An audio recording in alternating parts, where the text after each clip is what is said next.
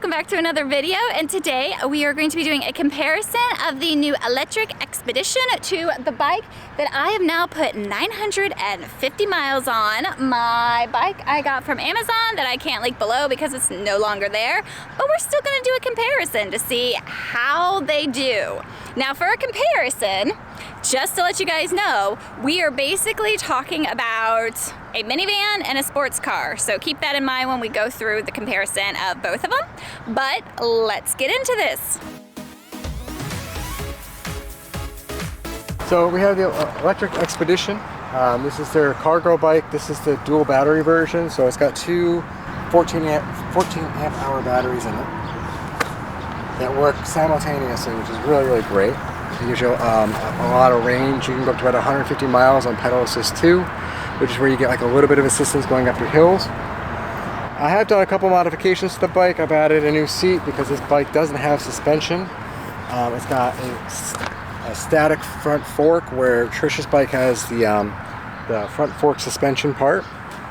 I also added a half-knee plug-in mirror for the side there, a phone holder. Okay. But yeah, I put about 440 miles on this one, and it's been great. I have to give a big shout out to Lectric. I actually got ran over by a car. My front tire got ran over by a car when I was in Davenport and I was in a crosswalk, and they actually sent me a new tire for free.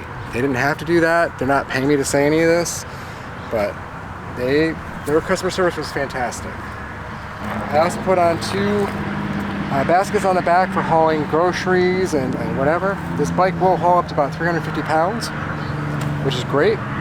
As far as acceleration, Trish's bike definitely beats mine out of the gate. However, my bike will maintain speed a lot easier because it has cruise control, which she's very jealous about. Yes, I am. All right. And also, the big thing with this one, it has hydraulic brakes.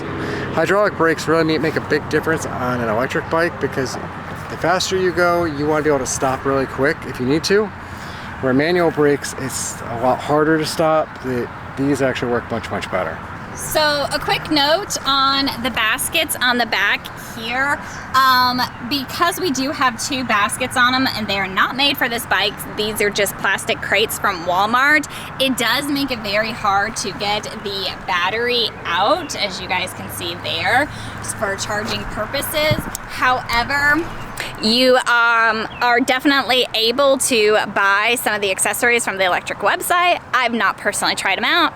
Obviously neither has Drew, but the plastic crates work really well. You guys, this bike has hauled everything under the sun and then some, and she's like a minivan. You know, you can put anything in her and she'll haul it around, and it's really great, whereas my bike is more of the sports car. You're not gonna put a lawnmower on the back of my bike because, you know, it's not made for that, whereas this is definitely made for hauling stuff and hauling at long distances comfortably.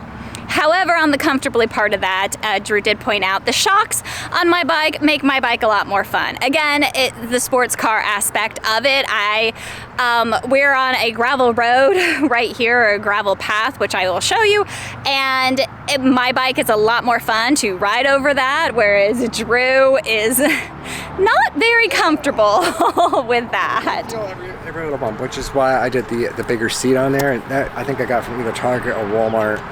It's just a replacement seat. You can actually get a suspension seat post which will give you your seat will kind of rock as you go over bumps. Eventually I might do that, but for right now this is fine. So another thing about the bike's comparison is the Lectric bike, if you pedal, you can actually go faster than the set speed on it. My bike, however, I can only pedal at a certain speed. So if I'm on my bike and I'm going 25 miles per hour downhill and pedal assist 5, and I click it down to a pedal assist 2, my bike will slow down to 13 miles per hour because I started pedaling, and that's as fast as I can go in pedal assist 2. Whereas the Lectric, he can go and he can keep going and keep going and keep going as long as he's pedaling. Like, the pedal assist levels does not regulate the speed, which is really cool. Yeah, I think the most I've had this up to is about 36 miles an hour. Was that going downhill? Yeah. Okay, I'm slightly jealous about that. I'll admit I'm slightly jealous about that. It's going downhill by Walmart. There's a hill you can go down, and it's not like a steep downgrade, but between the pedaling and the downgrade, I was able to get, according to the speedometer, up to about 36.